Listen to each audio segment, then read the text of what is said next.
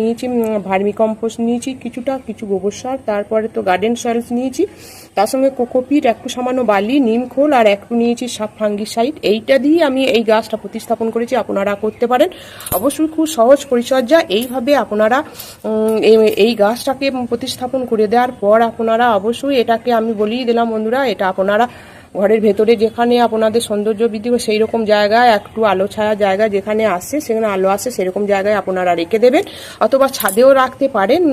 এবং এই গাছটিকে প্রতি সপ্তাহে 1 ঘন্টা করে তো রোদে রাখবে, এবং দিনের কিছু অংশ আলো ছায়াতে রাখতে হবে, এবং 2 মাস পর পর লিকুইড ভার্মি কম্পোস্টটা দিতে হবে।